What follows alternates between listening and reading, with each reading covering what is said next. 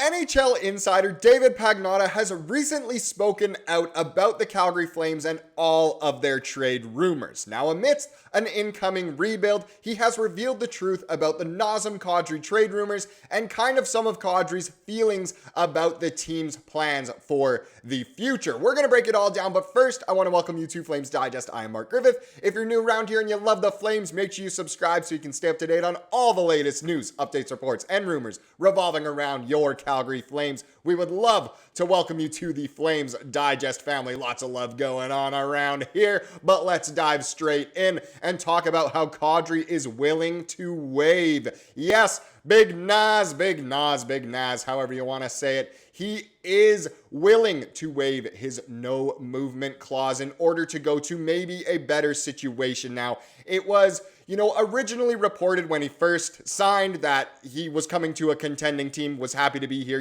We just made the Huberdeau trade. It looked like we were going to be a good team. We almost made the playoffs in his first season, and now everything's kind of fallen off the wheels. And then, after that season, he kind of said, look, I don't want to be a part of a rebuild at all.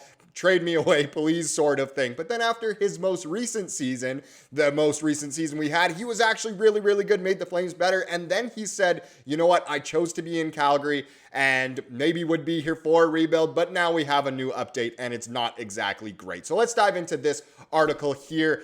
So Insider, Nazem Kadri willing to waive no trade clause for the right situation. This was written by Dave Littman yesterday, and it does, of course, involve the Flames there. And as you can see, the Avalanche and Maple Leafs are name dropped in this as well. So if we dive straight in, we've heard the rumors that the Calgary Flames could be willing to trade Nazem Kadri. He's out there, said Insider David Pagnotta recently. The Flames are willing to explore that possibility, but with Kadri's full no movement clause, many figured that nothing could come of it. Pagnotta, however, while not saying that anything is imminent, does reveal that it's not totally out of the question and that Kadri would be open to it in certain circumstances. Now, the certain circumstances here, of course, is going to a contending team. Why would he, waive his no movement clause for, San Jose or Chicago or something? Well, actually, they have decent futures. Let's go with someone who has no future. Columbus. He would never waive for Columbus or maybe a Buffalo kind of thing. So that's kind of what the certain circumstances we're talking about here are. And, things in Calgary haven't exactly gone the way he hoped they would. But after last season, we had hope that maybe he would want to stay. But it's interesting. Let's continue the article. Here is a quote from Pagnotta. My understanding with respect to Kadri is that he's willing to waive the no move clause for the right situation. I think he would welcome a return to Colorado. And I think most players would have to be pretty crazy to not be open to wanting to go to Colorado. They are one of the best situations in the NHL right now. If they had been a little bit more healthy, who knows what damage they could have done in the most recent playoffs. They have been, one of the top teams in the West over the past few years now, winning a cup, of course, a couple seasons ago, but back when the Flames should have been playing them in the Western Conference Final. And of course, Kadri did win the cup there, and of course would be open to probably going back there.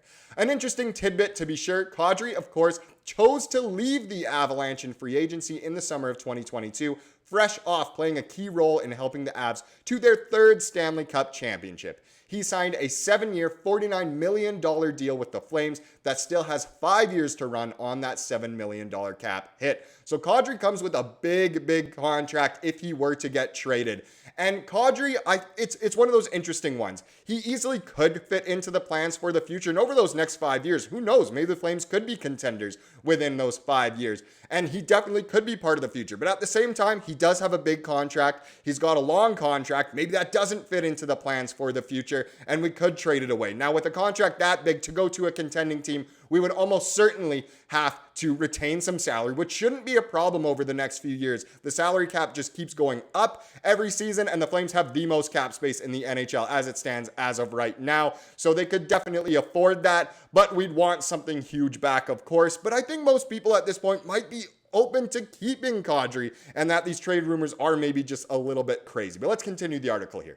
The Avalanche currently have $4.7 million of cap space, certainly not enough to take on that full Kadri contract. And as Pagnotta notes, a return to Colorado is most likely not in the cards. But he does suggest that heading somewhere back east, like Toronto, could appeal to the London, Ontario native a little closer to home.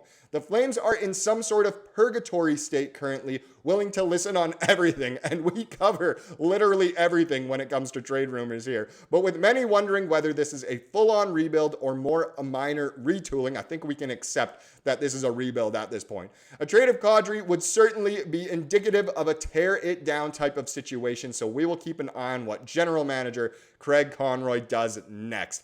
Absolutely. I think we can already label it a full-on rebuild. That's truly what it is. But if we are to trade away Kadri, and somehow if we were to trade away Jonathan Huberdeau, it truly would be one of the biggest teardowns in, a couple year span that we've ever seen in the sport, in any sport really, to really go from having almost it all to pretty much nothing now. But either way, it's very interesting to see what's going on with Kadri here. And it stings a little bit to know that he is willing to waive. So why don't we move on to why this hurts more? Why does this one hurt more than a lot of these other kind of trade rumors that we talk about? Yesterday was about Coleman, but it didn't really come from Coleman himself. And, we've talked about Huberdeau. We've talked about all the players who did actually end up getting traded away. But why does this one hurt more than the others?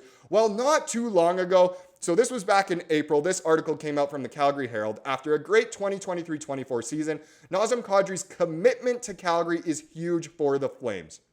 Amazing year from Naz, said Flames GM Craig Conroy. The one thing is whoever we put him with, they played better. And they truly did. Kadri was so valuable to the Flames this past season and then made it known that he'd be willing to stick here. Kind of no matter what sort of thing. If we get one quote from Kadri, he said, "I chose to be here. There were other options for me. I chose to be in Calgary and I still feel that way. It was a frustrating season, a disappointing one, but hopefully over the summertime, we can look to upgrade certain positions and have another crack at it." And it's interesting because that's not the path we're taking. We're not taking the path of, upgrading over the summertime in order to contend for next season. I know every player is going to say that because they want to win, and it's part of the business to always be professional about it. But that's just not how the situation has gone, and that's why it hurts more to know that he is willing to move.